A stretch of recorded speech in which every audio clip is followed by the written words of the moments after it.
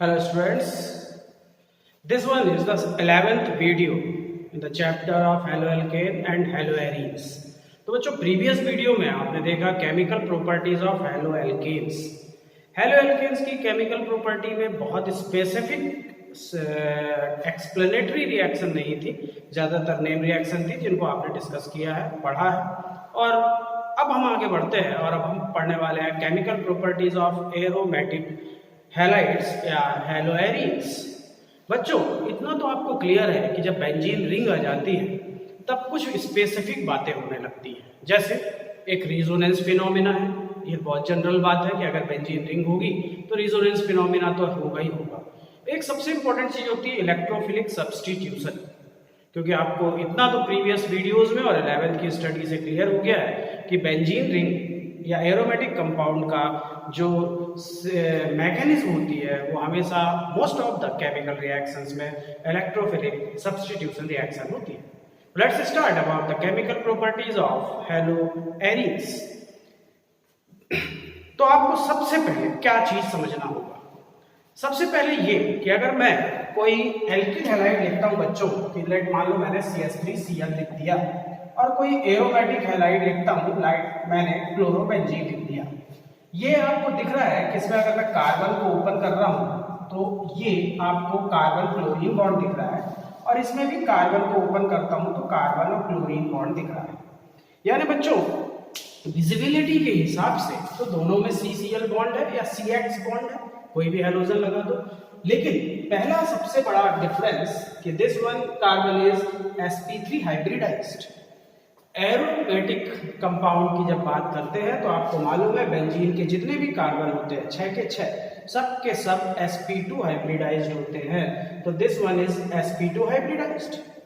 यानी यहीं से आपको बहुत बड़ा डिफरेंस समझ में आ गया कि यार जो हेलोएल्केन होते हैं उनका कार्बन जो कि हैलोजन से डायरेक्ट अटैच्ड होता है वो sp3 हाइब्रिडाइज्ड होता है। स्वाभाविक है, इजी बात है, टेट्राहेड्रल होता है। यहाँ sp2 हाइब्रिडाइजेशन होता है, ट्राइगोनल पिरामिडल ज्योमेट्री होती है, प्लेनर ज्योमेट्री होती है। अब प्रॉब्लम सबसे बड़ी ये है कि आपको यहाँ पर ये दिख रहा है कि कार्बन और हैलोजन या किसी भी ग्रुप को ले लो आप, ये सिंगल बॉन्ड है, और यहाँ पर जो आपको दिख रहा है वो सिंगल बॉन्ड दिख रहा है बच्चों, लेकिन ये सिंगल बॉन्ड नहीं है।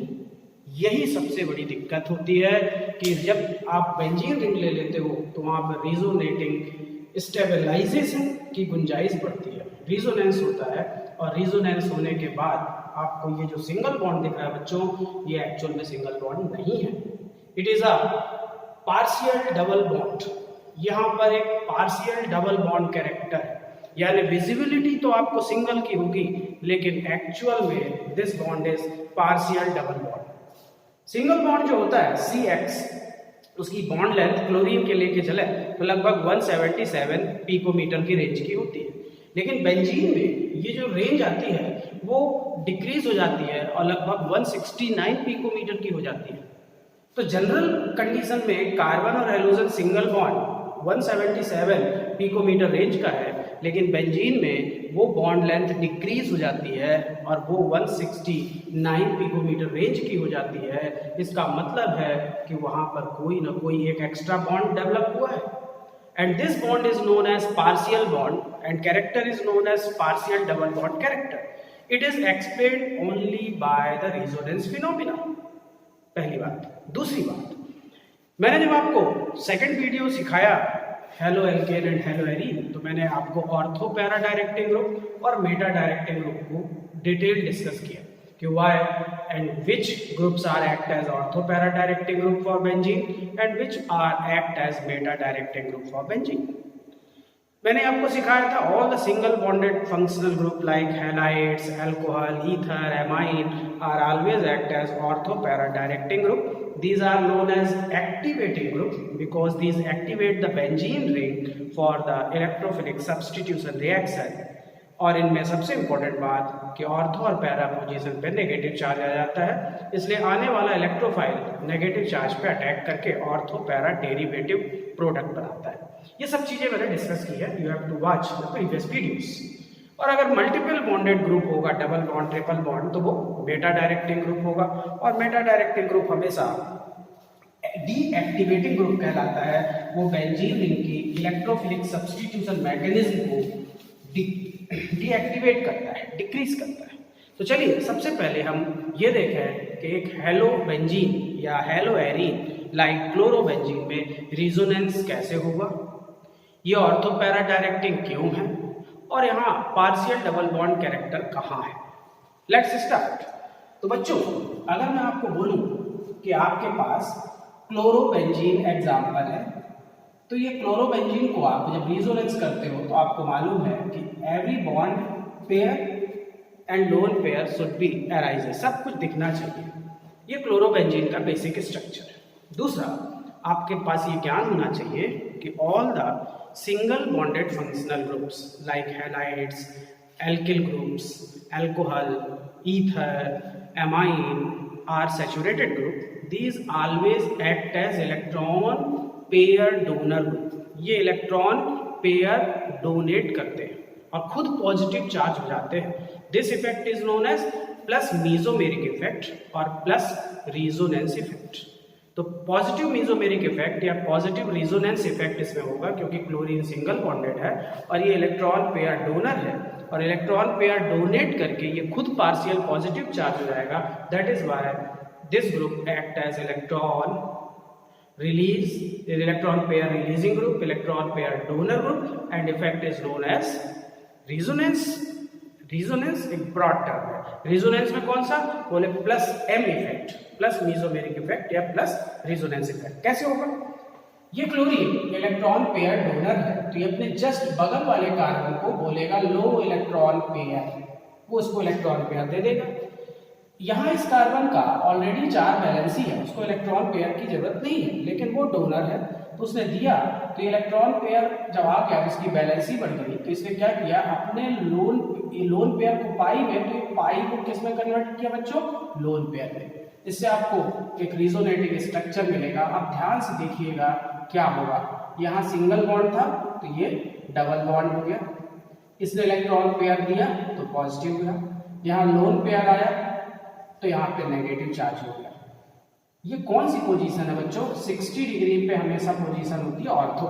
लेट यहाँ पर कोई इलेक्ट्रोफाइल अटैक करने के लिए इंतजार कर रहा है कि जहां बेंजीन में नेगेटिव चार्ज आएगा वो तुरंत अटैक कर देगा। तो स्वाभाविक बात है वो इलेक्ट्रोफाइल कहाँ अटैक करेगा? जहां नेगेटिव चार्ज होगा। Since negative charge is observed at ortho position, it means that all the single bonded group like chlorine and other act as ortho para directive group. थोड़ा और आगे देखिए, अगली स्ट्रक्चर, आपको एक लोन पेयर पूरा 360 degree घुमाना है।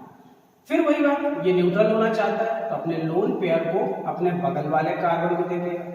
बगल वाला कार्बन फिर बोलेगा यार मेरे को नीड है नहीं, तो वो अपने पाई बॉन्ड को फिर से कन्वर्ट कर देगा लोन पेयर में। ऐसा करने से एक और स्ट्रक्चर डेवलप होगा। अब आप ध्यान दीजिएगा क्या होगा। यहाँ पर तो ऑलरेडी डबल बॉन्ड कैरेक्टर आ गया है, पॉजिटिव चार्ज, ये लोन पेयर पाई में और पाई चेंज इनटू लोन पेयर में, बाकी एज इट इज। ये कौन सी पोजीशन है बच्चों? 180 डिग्री पैरा पोजीशन। यानी ये अटैकिंग इलेक्ट्रोफाइल इस पे भी अटैक करेगा, ऑर्थो पे भी और पैरा पे भी अटैक करेगा, और दो डेरिवेटिव बनाएगा। यानी अब आपको ये क्लियर हो गया कि जब हम क्लोरोबेंजीन लेंगे या हेलोएरीन्स लेंगे, फिनॉल लेंगे, एमाइंस में एनिलीन लेंगे, एनिसोल ईथर में लेंगे, या कोई भी single bonded functional group with benzene लेंगे, तो वहाँ हमेशा ऑर्थो और पैरा दो डेरिवेटिव प्रोडक्ट मिलेंगे, जिसमें से कोई मेजर कोई माइनर होगा। ज़्यादातर पैरा मेजर और ऑर्थो माइनर होता है, जो आगे डिस्कस करेंगे। अब और आगे देखते हैं, चलिए। फिर ये लोन पेयर फिर बगल में गया, इस कार्बन के पास पाई बॉन्ड में बदल गया। फिर वो पाई बॉन्ड बोलेगा मेरे को नीड नहीं है, तो ये क्या करेगा, अपने पाई बॉन्ड को फिर से बदल देगा लोन पेयर में। सेम एक्सरसाइज रिपीट हो गई, फिर एक नया स्ट्रक्चर डेवलप होगा। अब यहाँ क्या होगा बच्चों, ध्यान दीजिएगा। ये लोन पेयर यहाँ वाला पाई में, यहाँ वाला पाई लोन पेयर में, नेगेटिव, ये डबल बॉन्ड पॉजिटिव। यहाँ पर फिर देखिए बच्चों ये कौन सी पोजीशन है, ortho. This position and that position are identical. In term of chemical reaction this position and that position are identical, इसलिए आपको कोई इशू नहीं है कि आप इसको लें तो उसको लें, कोई भी बनाए प्रोडक्ट एक ही होगा। यानी ये तेरा एक ऑर्थो और एक पैरा। हाँ, अब ये ऑर्थो आप लेफ्ट में जोड़ते हो कि राइट में जोड़ते हो, इट्स योर चॉइस, इससे ज़्यादा दिक्कत की बात नहीं। चलिए एक और फाइनल स्ट्रक्चर जब बनता है बच्चों, फिर से लो पेयर पाई में और पाई लोन पेयर। ये होने के बाद फाइनल स्ट्रक्चर में आप ध्यान दीजिए क्या होगा, ये यहाँ ये लोन पेयर पाई में, पाई लोन पेयर में, फिर स्ट्रक्चर वही आ गया। क्या फर्स्ट स्ट्रक्चर और लास्ट स्ट्रक्चर एक जैसे हैं? ध्यान से देखिएगा, फर्स्ट स्ट्रक्चर में पाई बॉन्ड यहाँ से शुरू है और लास्ट स्ट्रक्चर में पाई बॉन्ड की लोकेशन बदल गई है। बस आपको ये ध्यान रखना है कि this one is known as delocalization of pi bond, delocalization of pi bond. In case of aromatic compound and benzene, the resonance is specially known as delocalization of pi bond. यानी पाई बॉन्ड की position बदल गई तो first और fifth structure different है, एक जैसे नहीं है। अब होता क्या है बच्चों, जब रिजोनेंस होता है तो आपको मालूम है कि उसका एक हाइब्रिड स्ट्रक्चर बनता है, resonating hybrid structure. Which one is most stable structure, which is a hypothetical condition, जो एज्यूम किया जाता है, वो विजिबल नहीं होता, स्ट्रक्चरली हम उसको यूज नहीं करते, लेकिन कंसेप्चुअली इज ऑलवेज यूजफुल। तो जब हाइब्रिड बनाते हैं ना बच्चों, तो हमेशा आपको रूल मालूम होगा, 3 पैरेलल लाइन खींचते हैं। और मैं कहता हूं कि बेंजीन में हो क्या रहा है, इस 6 कार्बन में बार बार पाई बॉन्ड का लोकेशन बदल रहा है। तो जब बार बार पाई बॉन्ड का लोकेशन बदलेगा तो होगा क्या, वो हर कार्बन पे पाई बॉन्ड 3 पाई बॉन्ड घूमते रहेंगे, तो ये बन जाएगा, क्या बन रहा है बच्चों, ये गोला स्फीयर। तो आप यहाँ पे वर्चुअल स्फीयर डेवलप कर दोगे। फिर बोलोगे यार वो क्या रहा है, देखिए single bond double bond, single bond double bond, single double, यानी कार्बन और फ्लोरीन के बीच में, यहाँ कार्बन और फ्लोरीन के बीच में सिंगल बॉन्ड, फिर डबल, फिर सिंगल, फिर डबल, वर्चुअल सिंगल डबल, जब बार बार होगा तो क्या होगा, वहाँ पे वर्चुअल स्ट्रक्चर डेवलप होगा। और आप बोलोगे कि यहाँ पर ये बॉन्ड डेवलप हुआ है और ये बॉन्ड डबल बॉन्ड नहीं है, ये कौन सा बॉन्ड है, ये पार्शियल डबल बॉन्ड स्ट्रक्चर हो गया बच्चों। यानी जो ज्ञानी है उसको यहाँ पर डबल बॉन्ड दिखेगा, जिसको नॉलेज है वो बोलेगा कि बेंजीन से जो क्लोरीन जुड़ा है वो डबल बॉन्ड कैरेक्टर दिखा रहा है, वहाँ सिंगल बॉन्ड कैरेक्टर नहीं है, लेकिन वो डबल बॉन्ड, 2 बॉन्ड नहीं है, एक सिग्मा और एक पाई, वो पार्शियल डबल बॉन्ड कैरेक्टर है, रिजोनेटिंग स्टेबलाइज्ड फॉर्म में वो डेवलप हुआ है और वो एक वर्चुअल स्ट्रक्चर है। उस वर्चुअल स्ट्रक्चर का एक्चुअल कंसेप्ट आपको डाइजेस्ट करना होगा और आपको ये मान के चलना होगा कि बेंजीन में क्लोरीन पर सिंगल दिखता है बट होता डबल बॉन्ड है। कार्बन क्लोरीन की बॉन्ड लेंथ 177 पिकोमीटर होती है, but in case of fluorobenzene it decreases up to 169 picometer range. Bond length घट जाने से बॉन्ड की स्ट्रेंथ बढ़ जाती है, और बॉन्ड की स्ट्रेंथ बढ़ जाती है, इसलिए जब आप बोलते हो कि मैं RCl की रिएक्शन कराऊंगा तो आप तुरंत यहाँ से बॉन्ड ब्रेक कर सकते हो, लेकिन जब आप एरोमेटिक क्लोरीन हैलाइड लोगे तो आप यहाँ से बॉन्ड कभी भी ब्रेक नहीं कर सकते, यहाँ से एलिफेटिक में बॉन्ड ब्रेक कर सकते हो। तो अगर आपसे कोई बोले कि एलिफेटिक हैलाइड लेने पर कार्बोकैटायन बनता है तो आप बोलोगे यस, क्यों, क्योंकि वहाँ पर हेट्रोलिटिक बॉन्ड फिजन होता है और कार्बन क्लोरीन बॉन्ड ब्रेक हो जाता है due to presence of single bond structure. But in case of aromatic halide never phenyl carbocation is form, कभी भी फेनिल कार्बोकैटायन नहीं मिल सकता, यहाँ से कभी डायरेक्ट बॉन्ड डिकम्पोज नहीं हो सकता क्योंकि वहाँ पर डबल बॉन्ड कैरेक्टर है। क्लियर हो गई आपको बात ये, और ये बहुत इंपॉर्टेंट बात है बच्चों, अगर इसको आपने सीरियसली ले लिया तो आपको बहुत इजी लगेगा पूरी रिएक्शन, सिर्फ हैलाइड नहीं, आगे चल के बहुत सारी रिएक्शन में आपको इजीनेस महसूस होगा, सरलता लगेगी और आप उस रिएक्शन को इजीली प्रोसीड कर पाओगे।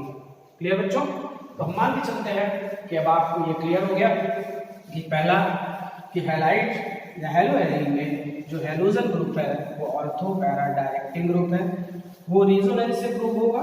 ये दो डेरिवेटिव बनाएंगे, एक ऑर्थो डेरिवेटिव और एक पैरा डेरिवेटिव। यहाँ पर 5 रिजोनेटिंग स्ट्रक्चर मिलेंगे, एक हाइब्रिड स्ट्रक्चर मिलेगा। रिजोनेटिंग स्ट्रक्चर को हम बोलेंगे यहाँ पर डीलोकलाइजेशन ऑफ पाई बॉन्ड हो रहा है, और हाइब्रिड स्ट्रक्चर में हमको पार्शियल डबल बॉन्ड कैरेक्टर मिलेगा। क्लियर बच्चों? तो जो मैंने प्रीवियस वीडियो में आपको बताया कि जैसे मान लो मैं अमोनिया की रिएक्शन कराना चाहता हूँ और मैंने एलिफेटिक हैलाइड ले लिया यार हेलो एल्केन, और अमोनिया के रिएक्शन में मैंने सिखाया था, ये हॉफमैन अमोनोलिसिस का केस था। यहाँ पर न्यूक्लियोफिलिक सब्स्टिट्यूशन मैकेनिज्म थी और आपने सीधे ये बॉन्ड ब्रेक कर दिया था। ये वाला बॉन्ड आप ब्रेक कर सकते हो, क्यों? क्योंकि सिंगल बॉन्ड कैरेक्टर था और आपने RnH2 plus H2O sorry HX बना दिया था। लेकिन कोई बच्चा अगर बोले कि अच्छा इतना सरल है तो मैं ये कर दूं NH2 अमोनिया की रिएक्शन NH2H ओपन कर दूं, अब बोलो ये देखो बॉन्ड ब्रेक हो गया, तो बोलोगे दिस वन इज रॉन्ग, ये गलत है, ये हो ही नहीं सकता। वाई? ये क्यों नहीं हो सकता? तो जो पढ़ा लिखा है, ज्ञानी है, वो बोलेगा this is the single bond, but this is not a single bond structure, it is a partial double bond structure, as well as benzene ring never show nucleophilic substitution reaction at all। क्यों नहीं करता है? Clear बात है, कारण वही resonating stabilization, partial double bond character. तो मेरे को लगता है इतनी बातें तो आप बहुत इजीली समझ सकते हो, बहुत सरलता से समझ सकते हो।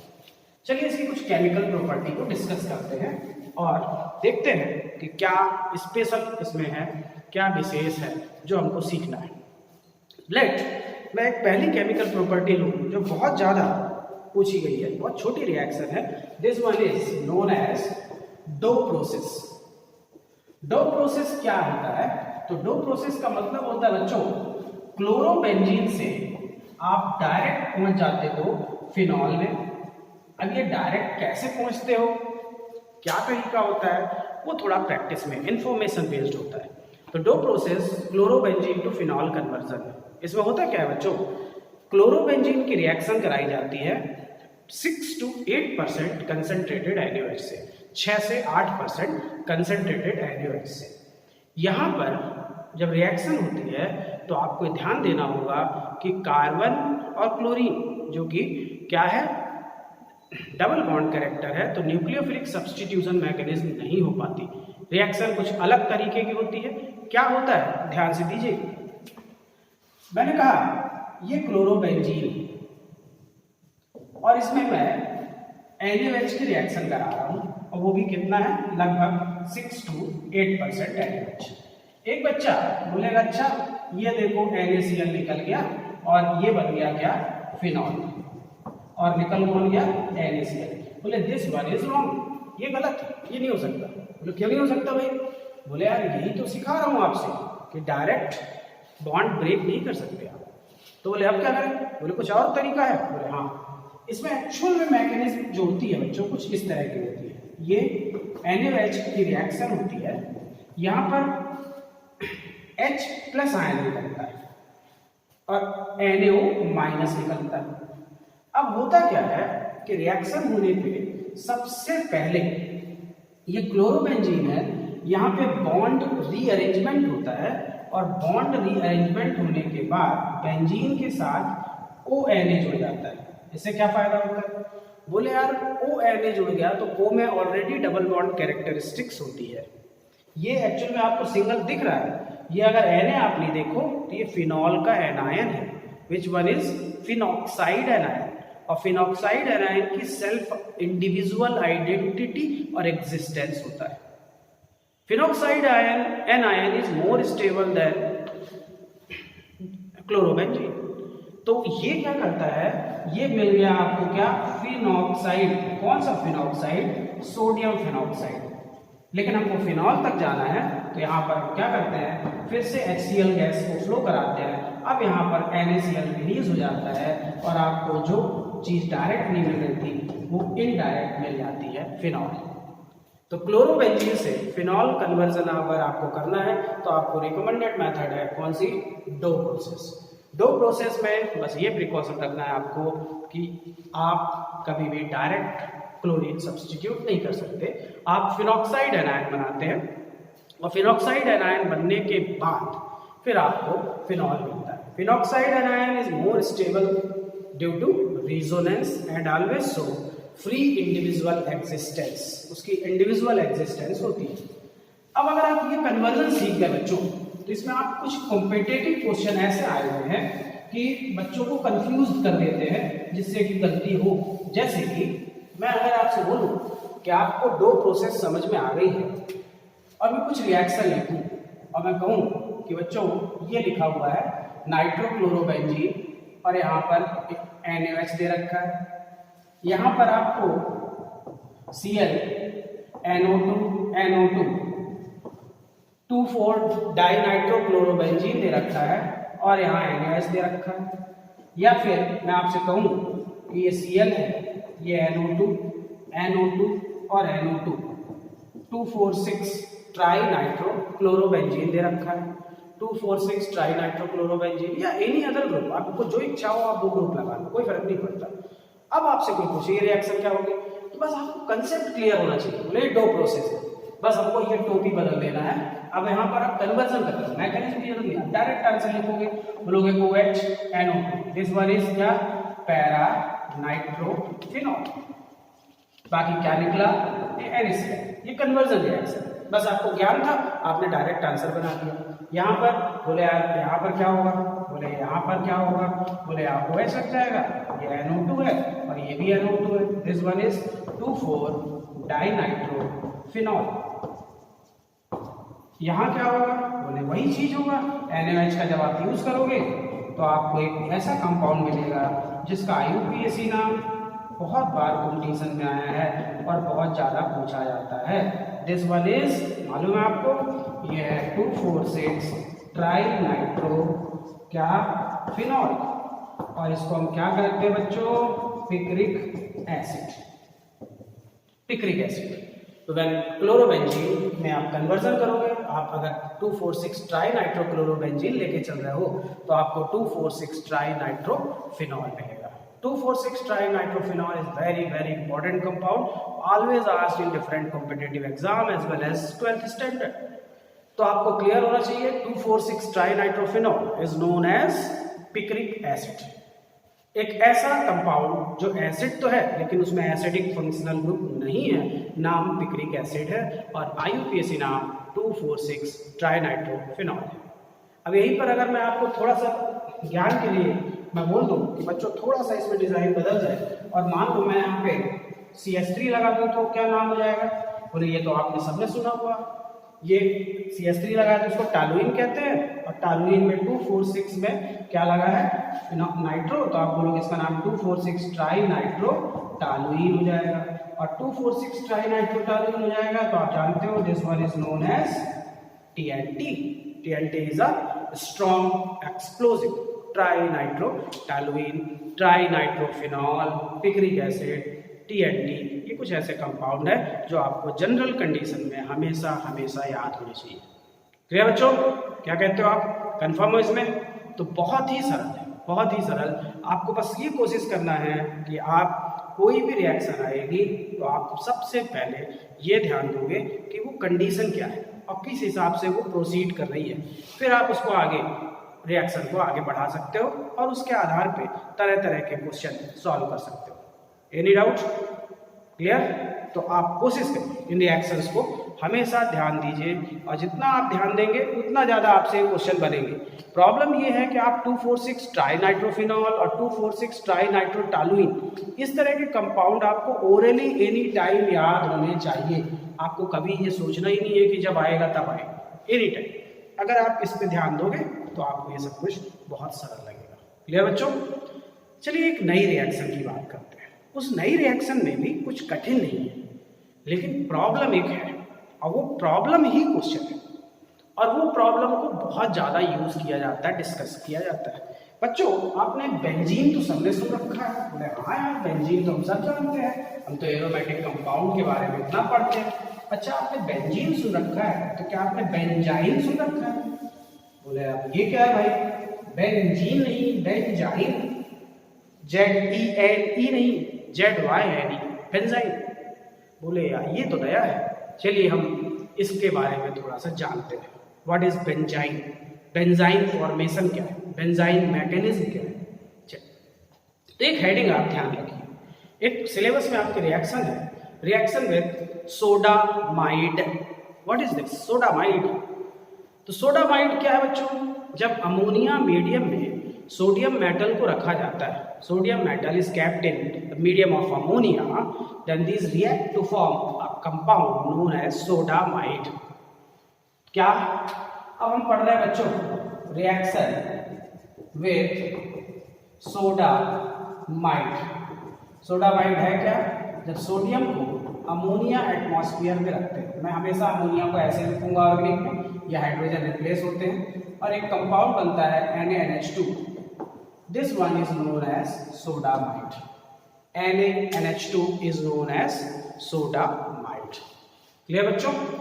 सोडामाइड से केमिकल रिएक्शन पढ़ रहे हैं। तो पहले अगर आपको केमिकल रिएक्शन सिखाऊं तो यहाँ पर लिक्विड अमोनिया के अंदर हमने सोडियम को यूज किया है और हमको एक कन्वर्जन रिएक्शन को गेन करना है और देखते हैं उसकी मैकेनिज्म क्या है। तो बिना अगर मैकेनिज्म के मैं आपको लिख दूं और मैं बोलूं बच्चों हुआ ये है कि ये क्लोरोबेंजीन और ये NaNH2 नोन एज सोडामाइड।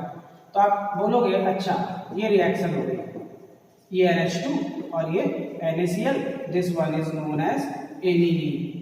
अच्छा तो ये एनिलीन तैयार हो गया। बोले इतना सरल, यहाँ कहीं बेंजाइन तो दिख नहीं रहा है। अब यहाँ पर आपको एक क्वेश्चन उठना चाहिए, यार अभी कहा है कि आप डायरेक्ट क्लोरीन नहीं हटा सकते या डायरेक्ट हटा दिया है, तो यहाँ पर कुछ हुआ है क्या? बोले हाँ, वही तो सीखना आपको, उसकी मैकेनिज्म सीखना है। रिएक्शन में तो दम नहीं है, रिएक्शन तो बहुत सरल है। आपने क्लोरोबेंजीन में सोडामाइड मिलाया और एनिलीन ऑब्टेन कर लिया, लेकिन इसकी मैकेनिज्म क्या होती होगी उस पर ध्यान दें। चलिए ध्यान से देखिएगा। सबसे पहले ये NaNH2 है, ये बॉन्ड डिकम्पोज डिसोसिएट करता है और आयंस में डेवलप करता है और ये बनता है NaNH2, तो Na+NH2-। ये सोडामाइड ब्रेक हो चुका है। अब ये सोडामाइड किसके पास आता है? क्लोरोबेंजीन के पास। ध्यान दीजिएगा, मैं क्लोरोबेंजीन को कुछ इस तरह से लिख रहा हूं, ये क्लोरोबेंजीन लिखा हुआ है, यहां भी लगा सकता था लेकिन यहां से क्या सिमेट्री दिखती है। हर कार्बन पे हाइड्रोजन है आपको मालूम है, तो इसके हाइड्रोजन को भी ओपन कर लेता हूं। क्लियर? अब ये बेंजीन नहीं, ये क्लोरोबेंजीन, इस क्लोरोबेंजीन के पास सबसे पहले आएगा NH2- अमीनो ग्रुप। अब ये क्या करें? देखिए, अब डायरेक्ट तो सब्स्टिट्यूट कर नहीं सकते, तो होता क्या है, ये कार्बन क्लोरीन बॉन्ड है और ये कार्बन हाइड्रोजन बॉन्ड है। अब आपको ये सोचना है कि कार्बन क्लोरीन बॉन्ड में कौन ज्यादा इलेक्ट्रोनेगेटिव है? बोलोगे chlorine is more electronegative. Carbon hydrogen में कौन ज्यादा इलेक्ट्रोनेगेटिव है? बोले कार्बन इज मोर इलेक्ट्रोनेगेटिव। तो यहाँ पर क्लोरीन बोलेगा मैं ज्यादा इलेक्ट्रोनेगेटिव हूँ और ये क्या है? न्यूक्लियोफिलिक स्पीसीज है, तो ये अपने बॉन्ड को लेके रिप्लेस होने की कोशिश करेगा, बॉन्ड को लेके हटने की कोशिश करेगा। तो यहाँ पर क्या होगा, जब ये बॉन्ड लेके हट जाएगा तो इसकी बैलेंसिंग कम हो जाएगी, तो कार्बन क्या करेगा? हाइड्रोजन से बॉन्ड को अपनी तरफ खींचेगा, because carbon is more electronegative. In this case, chlorine is more electronegative, therefore it access its bond pair into lone pair. Here, the carbon is more electronegative, therefore it accept the sigma bond between carbon hydrogen and change it into a lone pair. ऐसा कर देने से होगा क्या? ये आपको मालूम है, ये Cl माइनस फ्री होगा और यहां से क्या बच्चों फ्री होगा? H+। ये दोनों स्पीसीज फ्री हो जाएंगी और जब ये फ्री हो जाएंगी तो ये H+ तो इसके साथ जुड़ जाएगा, ये तो आपको क्लियर है। जब H+ इसके साथ जुड़ जाएगा तो ये क्या मिलेगा? ध्यान दीजिएगा, ये कार्बन है, यहाँ का बॉन्ड खत्म हुआ और यहाँ का बॉन्ड यहाँ आया, तो जहाँ डबल बॉन्ड था बच्चों वहाँ क्या हो गया? एक ही पोजीशन पे ये ट्रिपल बॉन्ड हो गया, ये अमोनिया निकल के भाग गया, ये Cl- है, ये Cl- किसके साथ चला जाएगा? Na+ के साथ। क्लियर है? अब इस कंडीशन पे अब आपको ये क्लियर हो गया कि हाँ अब ये रिएक्शन हो गई, बेंजाइन तैयार हो गया। अब इस बेंजाइन में होगा क्या? बोले यार रिएक्शन अभी आगे बढ़ेगी। अब हुआ क्या, अमोनिया के जो मॉलिक्यूल्स एस्केप हुए अब वो आएंगे किसके पास? बेंजाइन के पास। और क्या करेंगे? वो करेंगे इलेक्ट्रोफिलिक एडिशन। यह इंपॉर्टेंट बात है, न्यूक्लियोफिलिक सब्स्टिट्यूशन नहीं, इलेक्ट्रोफिलिक एडिशन। अब ये जो बेंजाइन आपके पास है इसमें स्पेशल क्या है? बोले it is a highly reactive intermediate. ये बहुत ही ज्यादा रिएक्टिव इंटरमीडिएट है। ये बनने के बाद तुरंत रिएक्शन करता है, और वो भी कौन सी? Electrophilic addition. अब इसके पास अमोनिया का मॉलिक्यूल आता है, और अमोनिया का मॉलिक्यूल फिर से ब्रेक होता है NH2+ और NH2- में। फिर यहाँ पे वही केस रिपीट होता है, और यहाँ पर NH2+ का जो लोन पेयर है वो आके बॉन्ड बना लेता है। ये जो लोन पेयर आपको दिख रहा है ना, ये आके यहाँ बॉन्ड तैयार कर लेता है। जब बॉन्ड तैयार कर लेता है तो एक बॉन्ड इसका क्या होगा बच्चों? डिसअपीयर हो जाएगा, और वो इधर चला जाएगा। जैसे वो ब्रेक हुआ उसी तरह से फॉर्मेशन होगा, और इस जगह पे आके कौन जुड़ जाएगा? H+ आके जुड़ जाएगा। जब H+ आके जुड़ जाएगा तब आपको प्रोडक्ट मिलेगा क्या? बोले यार ये रिएक्शन हुई, यहाँ पर NH2 है और यहाँ पर H है, this one is aniline.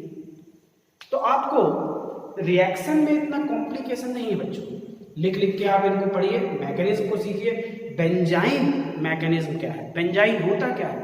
Benzene कब बनता है? बेंजाइन का स्टेबिलिटी या रिएक्टिविटी का लॉजिक क्या है? उसमें मैकेनिज्म कौन सी होती है? इलेक्ट्रोफिलिक एडिशन कि न्यूक्लियोफिलिक एडिशन? बॉन्ड शिफ्टिंग क्या है? इन बातों को आपको सीखना पड़ेगा। क्लियर बच्चों? तो इनको कोशिश करिए, आप कई बार लिखिए, वीडियो पॉज करके चीज़ों को स्ट्रक्चरली कॉपी में लिखना है। बाकी मैंने कई आपको बताया कई बार कि ऑर्गेनिक को सुनने की जरूरत नहीं होती है, ऑर्गेनिक को देख के लिखने की जरूरत होती है। सुनना लिखना दोनों एक साथ अगर होगा तो you will be a perfect student for in term of study of organic chemistry. अगर आप सुनते रहोगे तो ऑर्गेनिक में सुनाया चीज बहुत ज़्यादा आपको यूजफुल नहीं होगा। क्लियर बच्चों? तो कोशिश करिए आप इन चीज़ों पे अपने आप को परफेक्ट करिए, और आप बेंजाइन मैकेनिज्म क्या होती है, बेंजाइन के केसेस क्या होते हैं, उन पे अपने आप को इम्प्रूव करिए, तो आपको बहुत सरल लगेगा ये चीज़ की स्टडी। तो अब हम डिस्कस करेंगे बेंजीन की electrophilic substitution reaction. Electrophilic substitution reaction आप ये मान के चलो कि पूरे सिलेबस में जितनी भी होती हैं, कुछ एक आध केसेस ऐसे हैं जहाँ कुछ अलग है, बाकी सब कुछ कॉपी पेस्ट है।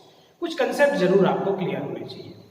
तो जब आप इलेक्ट्रोफिलिक सब्स्टिट्यूशन पढ़ते हो, तो जो अभी थोड़ी देर पहले मैंने सिखाया आपको रेजोनेंस से, तो आपको ये मालूम है कि हेलो एरिन्स में halide groups are ortho para directing group. These always form ortho and para derivative as a product, which is explained by resonance or resonating stabilization or concept of plus mesomeric effect. तो आपको दो derivative product मिलेंगे, ortho derivative और para derivative. Here the para derivative is always major product in term of as compared to ortho derivative, because in para derivative the two groups are present opposite to each other and their dipole moment is 0, and due to minimum repulsive interaction their more number of molecules are arranged in unit volume of crystal as compared to ortho derivative. That is why always in these reaction para derivative is considered as the major product. In case of ortho derivative, the two groups are present at a 60-degree angle and these show positive value of dipole moment, and due to repulsive interaction their less number of molecules are arranged in unit volume of crystal structure as compared to para derivative. Therefore in these reaction of haloarenes ortho derivative is always a minor product. Clear बच्चों? तो आपको ये पहले concept ध्यान रखना होगा, जो मैंने प्रीवियस वीडियो में 2 बार 4 बार सिखाया आपको। तो चलिए इसमें कुछ रिएक्शन की बात करें। रिएक्शंस को अगर हम डायरेक्ट रट्टा मारेंगे तो बहुत सरल होता है, बस ऑर्थो पैरा पे स्केचिंग करनी है, लेकिन उसकी कंसेप्ट को समझना इंपॉर्टेंट होता है। तो रिएक्शंस में हम सबसे पहले एरोमेटिक कंपाउंड, एरोमेटिक हैलाइड में मैकेनिज्म रिएक्शन पढ़ेंगे, इलेक्ट्रोफिलिक सब्स्टिट्यूशन रिएक्शन। हमको मालूम है कंसेप्ट कि जितने भी हेलो एरीन्स है, haloarenes these are ortho para directive group, these always form ortho and para derivative as the product. इसमें हम अगर सबसे पहले रिएक्शन ले और first one is chlorination, halogenation में क्लोरीनेशन। पहला कंसेप्ट पूरी ऑर्गेनिक केमिस्ट्री में electrophilic substitution chlorination is always take place bye chlorine gas in presence of FeCl3. This one is chlorine is act as reactant while FeCl3, which one is our Lewis acid, act as medium. ये बहुत ज्ञान की बातें होती हैं जो कि benzene में आपको सीखने को मिलती हैं, और मैंने फर्स्ट वीडियो सेकंड वीडियोस में इन सब चीज़ों को बहुत डिस्कस किया है of halo alkane and halo alkane. तो ये पहला ज्ञान होना चाहिए। क्लोरीनेशन अगर मैं कराना चाहता हूँ तो मुझे क्लियर होना चाहिए कि क्लोरीनेटिंग एजेंट कौन है। तो chlorinating agent is Cl2 gas in presence of FeCl3, where Cl2 gas is act as reactant while FeCl3 is used as medium. Clear बच्चों? अब इसमें होगा क्या, जब आप रिएक्शन कराओगे, ये क्लोरोबेंजीन है, शुरू से हम 2 मॉलिक्यूल लेंगे और इसकी रिएक्शन क्लोरीन से होगी। क्लोरीन को मैं ओपन करके लिखता हूँ इन प्रेजेंस ऑफ FeCl3। स्वाभाविक बात है, अभी मैं मैकेनिज्म नहीं लिख रहा हूँ, अभी आप बस अपनी समझ के लिए एक ऑर्थो पे और एक पैरा पे 2 मॉलिक्यूल है, एक ऑर्थो पे हाइड्रोजन ओपन कर लीजिए और एक पैरा पे हाइड्रोजन ओपन कर लीजिए। जब दोनों जगह पे हाइड्रोजन ओपन होंगे, आपको ये एज्यूम करके चलना है कि वो 2 मॉलिक्यूल्स के लिए है। स्वाभाविक है, एक मॉलिक्यूल में यहाँ पे भी क्लोरीन के 2 मॉलिक्यूल है, एक मॉलिक्यूल में ऑर्थो वाला हाइड्रोजन हट जाएगा और एक मॉलिक्यूल में पैरा वाला हाइड्रोजन हट जाएगा। ऐसा करने से आपको 2 प्रोडक्ट मिलेंगे। कौन कौन से 2 प्रोडक्ट बच्चों? एक ऑर्थो में क्लोरीन जाके जुड़ेगा और एक क्लोरीन कहाँ पे जुड़ जाएगा बच्चों? पैरा पे जाके जुड़ेगा। ये HCl गैस फ्री हो जाएगी।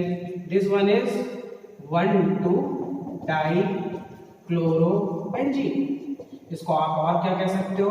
Ortho dichlorobenzene. It is a minor product. ये माइनर प्रोडक्ट है, कम बना है, क्यों? कारण बताया।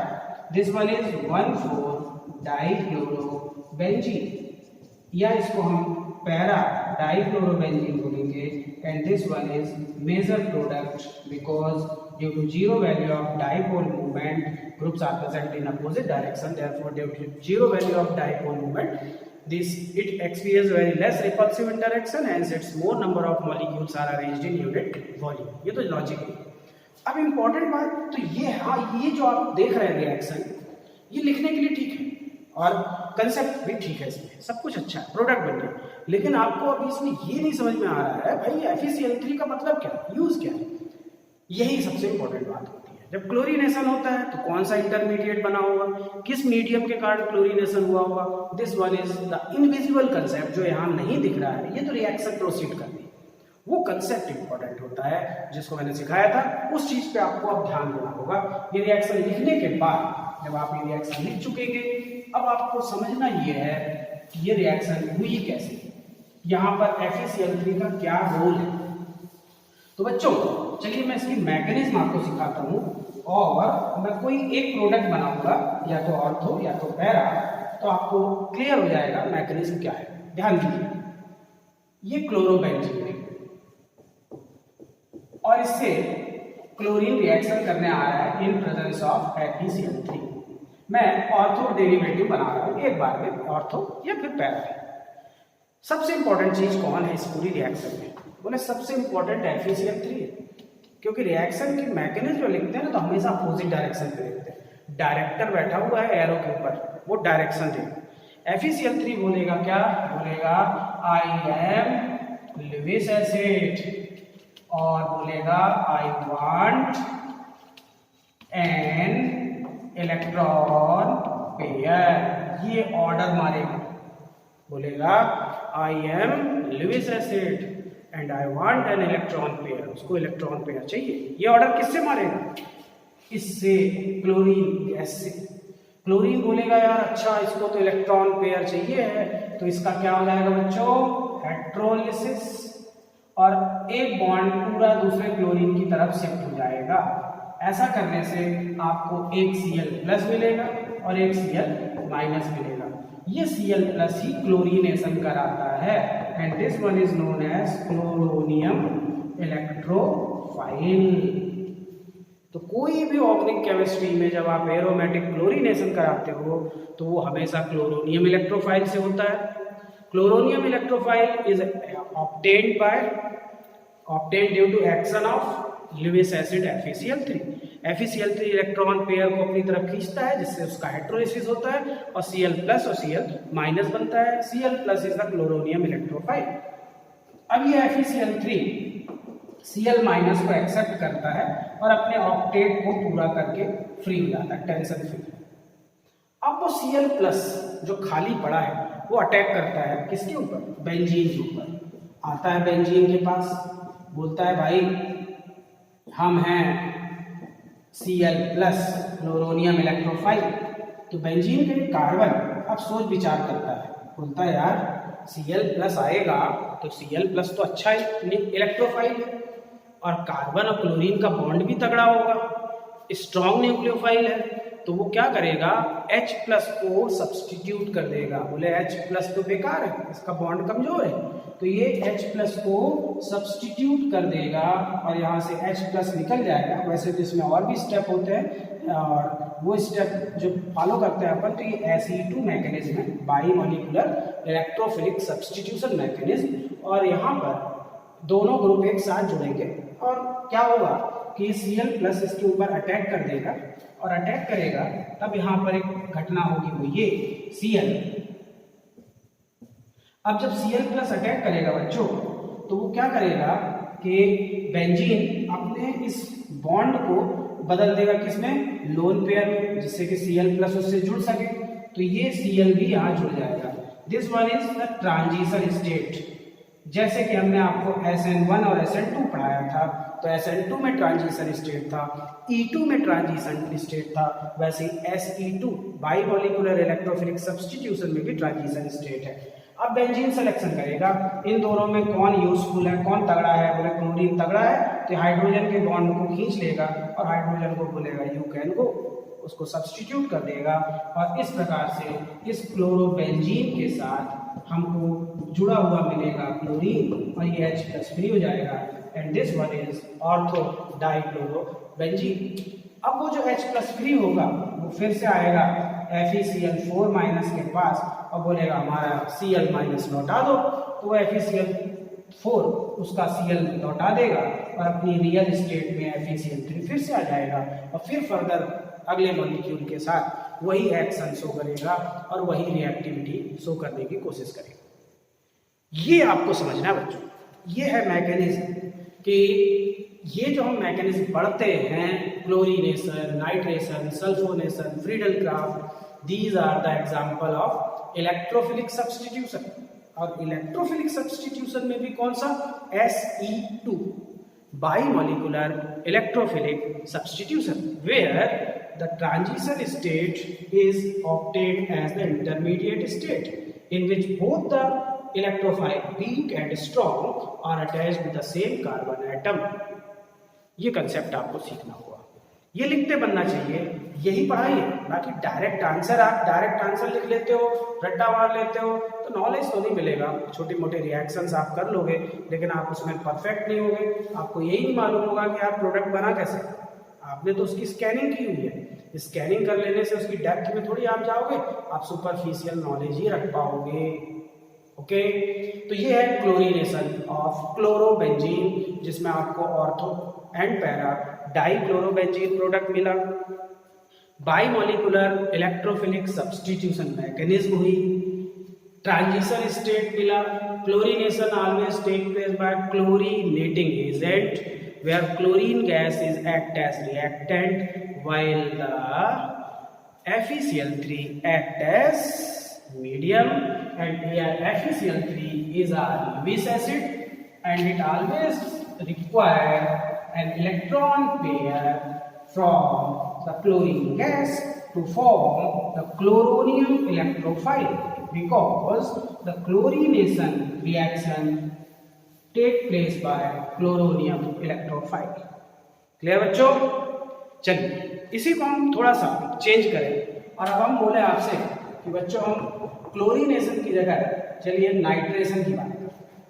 नाइट्रेशन पूरी ऑर्गेनिक में, अब आप 12th में इवन 11th में कुल 17 टाइम्स नाइट्रेशन कराते हैं, 17 बार। 17 टाइम्स नाइट्रेशन कराना है तो एक बार तो यार उसकी मैकेनिज्म सीख लो, 17 बार तो वही करना होगा। ये रिपीटिशन है, नया कुछ नहीं। तो अब इसमें स्पेशल क्या होगा? तो देखिए पहला स्पेशल बात, पूरी ऑर्गेनिक केमिस्ट्री में नाइट्रेशन होता है by nitrating mixer, and nitrating mixer is concentrated HNO3 plus concentrated H2SO4, where HNO3 used as reactant while H2SO4 used as medium। ये पहला ज्ञान कि पूरी ऑर्गेनिक केमिस्ट्री में नाइट्रेशन जब होगा तो वो हमेशा नाइट्रेटिंग मिक्सर से होगा। अब ये नाइट्रेटिंग मिक्सर तो मालूम हो गया कि यहाँ पे कंसंट्रेटेड HNO3 रिएक्टेंट होगा और कंसंट्रेटेड H2SO4 मीडियम होगा। जैसे क्लोरीनेशन क्लोरोनियम इलेक्ट्रोफाइल से हुआ है, वैसे ही नाइट्रेशन बच्चों नाइट्रोनियम इलेक्ट्रोफाइल से होता है, NO2+ से। How the nitronium electrophile is form, ये बनता कैसे है यही सीखना है, यही नॉलेज है। बाकी ऑर्थो पैरा तो आप कर लोगे, वो 2 प्रोडक्ट बनाना है। ध्यान से देखिए, रिएक्शन में सबसे पहले ये HNO3 को आपको आदत डालना होगा। HNO3 की बॉन्डिंग पैटर्न बच्चों ये है, पूरी ऑर्गेनिक केमिस्ट्री के लिए आप ध्यान दो। ऐसे ये बॉन्डिंग पैटर्न होने के कारण हमेशा ऑर्गेनिक में आप HNO3 मॉलिक्यूलर फार्मूला तो लिखेंगे, लेकिन ड्यूरिंग द मैकेनिज्म आप नाइट्रिक एसिड को HNO3 लिखेंगे तो बर्बाद है, फंस जाएंगे। आपको HONO2 लिखने की आदत डालनी होगी, HONO2 बॉन्ड स्ट्रक्चर। तो सबसे पहले जो मीडियम H2SO4 है वो आयनाइज्ड होता है H+HSO4- में। अब इसका जो H+ है वो नाइट्रिक एसिड के पास आता है, बोलता है भाई हमें H+, हमको चाहिए क्या OH-। तो O और N में आप खुद सोचो कौन ज्यादा इलेक्ट्रोनेगेटिव है, तो इलेक्ट्रोनेगेटिविटी का order fluorine oxygen nitrogen, O fluorine oxygen nitrogen. तो ऑक्सीजन इज मोर इलेक्ट्रोनेगेटिव, तो ये बॉन्ड को अपनी तरफ खींच लेगा। जब ये बॉन्ड को अपनी तरफ खींचेगा तो OH- और NO2+ मिलेगा। ये असली चीज बच गई बच्चों, this one is nitronium electrophile, और ये ही नाइट्रोनियम इलेक्ट्रोफाइल पूरी की पूरी रिएक्शन करने वाला है। तो पहला ज्ञान कि नाइट्रोनियम इलेक्ट्रोफाइल कैसे बनता है ये क्लियर हो गया आपको। इसके बाद ये H+ और ये OH- जो मिले हैं ये मिलके क्या बदल जाएंगे बच्चों, वाटर में। ये भी एक असली ज्ञान है कि नाइट्रेटिंग मिक्सचर में सल्फ्यूरिक एसिड प्रोटॉन देता है, किस पर्पज से, वाटर बनाता है। किसका, H+ और OH- में वाटर फॉर्मेशन हो गया। अब बाकी वही नाइट्रोनियम इलेक्ट्रोफाइल जो बनेगा ना बच्चों, सिमिलरली वो फिर से क्लोरोबेंजीन के पास जाएगा और फिर बोलेगा इसकी आप पूंछ बाहर निकाल दो ऑर्थो पोजीशन पे। हम ऑर्थो और पैरा दोनों प्रोडक्ट बनाएंगे और दोनों के हिसाब से ही रिएक्शन को प्रोसीड करेंगे। तो फिर से आप वही रिएक्शन कराओगे और आपको आइडिया हो जाएगा कि ये रिएक्शन कैसे हुई है। क्लियर बच्चों? अब आप बोलोगे कि फिर इसके पास आएगा NO2+ नाइट्रोनियम इलेक्ट्रोफाइल, फिर बेंजीन वही काम करेगा, बोलेगा इसको जोड़ना है तो अपने पाई बॉन्ड को लोन पेयर बदल लेगा। Sc2 मैकेनिज्म होगी, ये क्लोरोबेंजीन, ये H, और अब कौन आ गया बच्चों, NO2। ये ट्रांजिशन स्टेट डेवलप हो जाएगी, बाकी बॉन्ड अपनी जगह रहेंगे। अब बेंजीन सिलेक्शन करेगा क्लोरोबेंजीन, H और NO2 में कौन स्ट्रॉन्ग है, बोले NO2, H को भगाओ। H को जब आप भगा दोगे तो ये क्या तैयार हो जाएगा, ये क्लोरीन और ये NO2, ये H+ फ्री हो गया। आपको प्रोडक्ट में ऑर्थो नाइट्रो क्लोरो बेंजीन मिल गया और H+ फ्री हो गया। अब ये फ्री H+ किसके पास जाएगा, HSO4- के साथ, और उसको बदल देगा H2SO4 में। ये तो इसकी मैकेनिज्म है। इसको आप बार बार लिखने के पढ़ने की कोशिश करिए कि नाइट्रेशन कैसे होता है, कौन सी स्पीसीज बनती है? नाइट्रेशन नाइट्रोनियम इलेक्ट्रोफाइल से बनता है। नाइट्रेटिंग मिक्सचर क्या है? रोल ऑफ नाइट्रिक एसिड क्या है? नाइट्रिक एसिड को लिखते कैसे हैं? सल्फ्यूरिक एसिड का यूज क्यों किया है? और Sc2 मैकेनिज्म में बाकी का प्रोसीजर एज इट इज। बाकी अब आप बोलते हो रिएक्शन लिखना है, तो जब आप रिएक्शन लिखना चाहते हो ना बच्चों, तो टाइम पास होगा, क्योंकि आपको ऑलरेडी मालूम है कि दो प्रोडक्ट मिलेंगे, एक ऑर्थो प्रोडक्ट और एक para product, where para is the major product. तो वो तो कॉपी पेस्ट है कि अगर आपको बिना मैकेनिज्म के, बिना ज्ञान के सिर्फ रट्टा रिएक्शन लिखना है, तो आप बोलोगे क्लोरोबेंजीन है, इसके 2 मॉलिक्यूल है, इसमें हाइड्रोजन आप पूछ बाहर निकाल लो, ऑर्थो और पैरा दोनों पे। नाइट्रिक एसिड को आप अपनी समझने के लिए HONO2 लिख लो, HO माइनस है, NO2 प्लस, 2 मॉलिक्यूल है, एक OH इसके साथ हट जाएगा, एक OH इसके साथ हट जाएगा, इन प्रेजेंस ऑफ H2SO4। तो ये आप लिखने के लिए इसका ज्ञान होना जरूरी है।